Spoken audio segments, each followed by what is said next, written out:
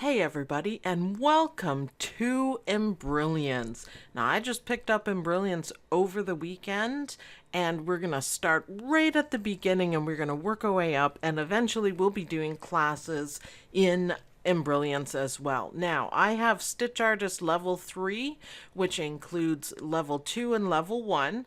I have Essentials, and I have Enthusiast, and that's all I have. I purchased the software myself, of course, and when you convert the US into Canadian, you add another $500 to it. So, yeah, that on top of the PE Design 11 upgrade, which I don't have yet, I've spent a lot of money on software that I don't actually need. So I know Embrilliance has more additions to it. I just won't be able to get it right now. So this is what we're going to work with. Now, I have found that there's a lot of different levels, and there's a lot of things like, for example, Essentials, Enthusiast, and Stitch Artist Level 1 that, 3 or... I just find it so confusing. So basically, if you don't see the tools that I'm using, that means you don't have the level. So try not to ask too much. Can I do this in Essentials? I don't know. I don't know the software well enough to know what you can and cannot do, but I have the main things. So you should, if you have these, you'll be able to do exactly what I want. Now, I wanted all the digitizing tools, which are the Stitch Artist, sorry. So I just went ahead and I bought all three, levels together, because I know I'm going to be using those. And Essentials and Enthusiast, they all have different things. So try to remember, if you don't see the tool, that means you don't have the level. And I'm not going to figure it out. You guys can go on to Embrilliance.com. Their website is wonderful. It's going to explain all the levels to you and what you need to do. They even have the upgraded price. So there's a price from going to Stitch Artist 1 to 2, or you can go from Stitch Artist 1 to 3, and they give you the prices for that. So make sure you consult the website. It's full of information. So for this video, I just wanted to show you guys around a little bit, but I want to show you the things that confused me, because I have a lot of software. Now, Embrilliance has a different rhythm, I call it. It's a little bit different, and a few things I was like, oh, okay, that's how you have to do it. Once you figure them out, it's quite easy, and it makes a lot of sense. But it took me a little bit. I read the whole manual. I'm going to read it again and pull out some things that we need to do and practice.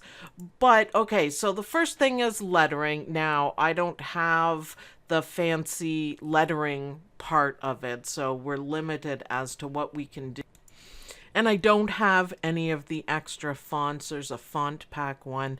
Maybe Santa Claus will get me that for Christmas and all. I'd love to have the whole thing, then I have everything covered, but we make do. At least I can do it. So when you're doing lettering, all these green squares, what do they mean? Well, you can move your letters, because I was looking for break apart or split or something like that, and you don't have to, so you save yourself a step on it. Remember, Embrilliance has a different rhythm, and I'm not saying it's good or bad or anything, it's just different, so you just have to learn the rhythm. And when you press on the down arrow there, it moves the whole part, and the up arrow angles it. So really quickly you can adjust your lettering, and I really like that. I thought that was cool.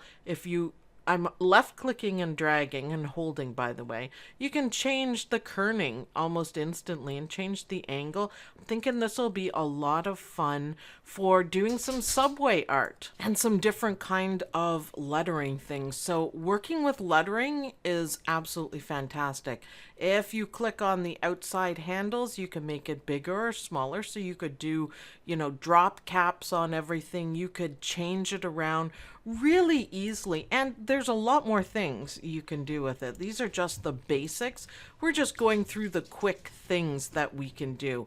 And of course, you can make the whole thing bigger or smaller. Okay, so the one thing that I figured out, and it took me a little bit to figure it out, there's a difference between being in this area and then activating all your Create Design tools. So this is the Stitch Artist 3 part.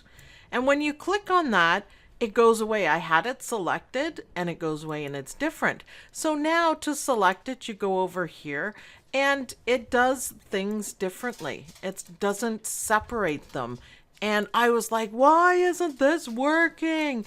But all you have to do is turn this off and then click on it and there you go. So that took me a minute to figure out. It got me a little bit confused. Oh, by the way, the blue dots here is to rotate it. And I think that's really cool too.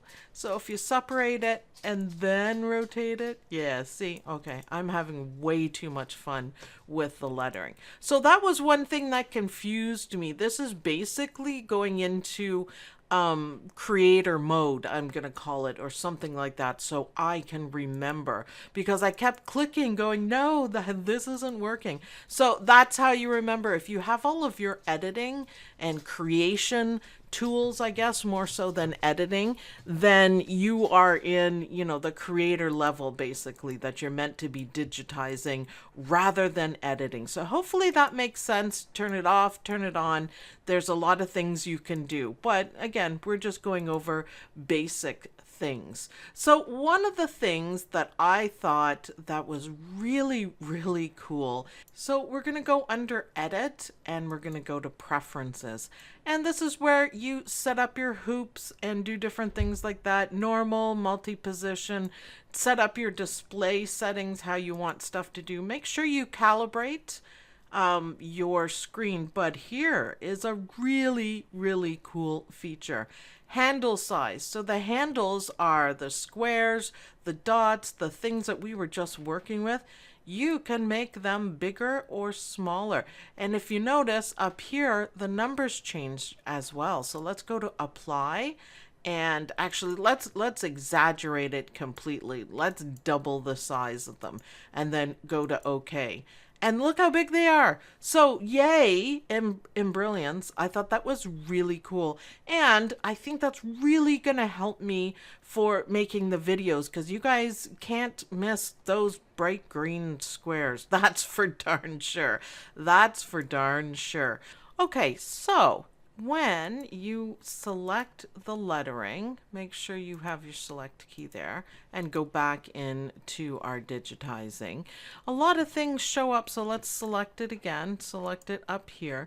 And this is where down to the right, this is where all the fun stuff happens. So you can change your font, you can change, I have the multi lines on it, and you can change you can change the slant of the lettering, and if you noticed, it put it back straight for this. So if you wanted a little bit of italics on it, that's how easy it is to do. So space is space between the lettering, so you can change the kerning with just a slider. So I'm super happy about that.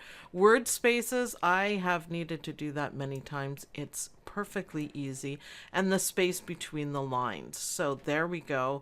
That looks good. Why not? You can change it from multi-line to line to circle. Then over here, you can move different things on the stitches. So it's all right here. And I think it's fantastic. I'm really happy with how easy it is to do. Once I figured out this part, that it took a few minutes to do it, but I really like how easy it is. So if it's not doing what you want with lettering, look up here and make sure you know where you are. It makes a big difference. So I'm going to go ahead and delete that, and we're going to go into our create, our digitizing area, shall we say. Now this is another thing that people, there's two more things actually, that people I have heard, I have read about, they find frustrating is when you're digitizing points.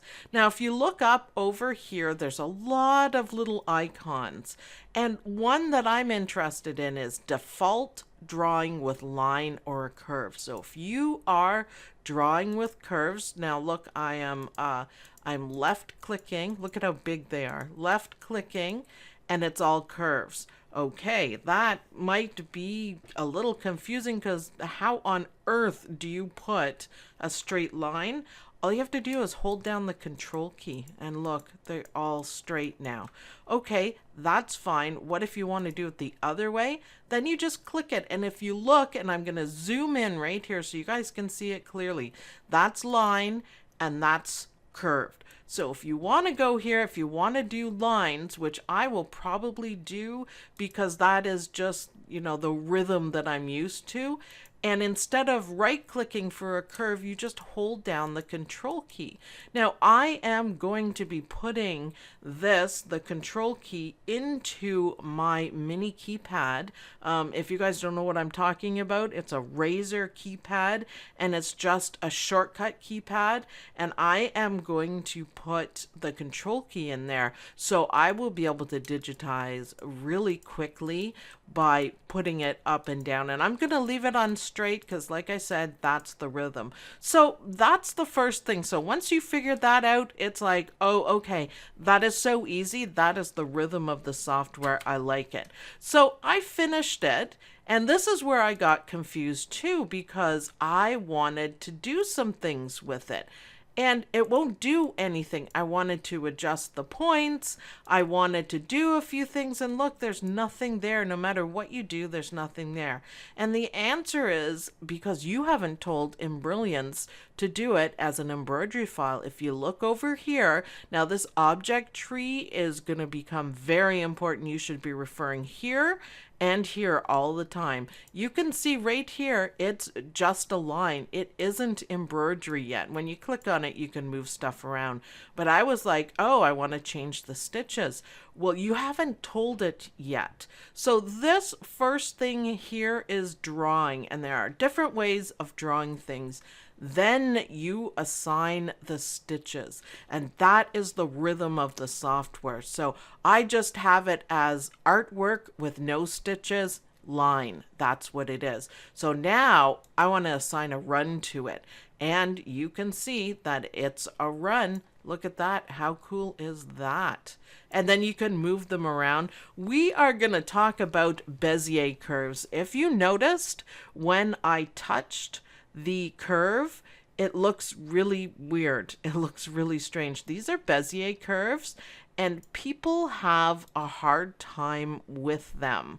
I have a video on how to successfully use them and how to plot things out, but generally they are fantastic. This is more of a creator, like an image creator thing, and it translates very well to embroidery. It just may seem daunting. Now, if you don't want them, you don't have to have them. There is a key up here it's spline or Bezier. It's right here.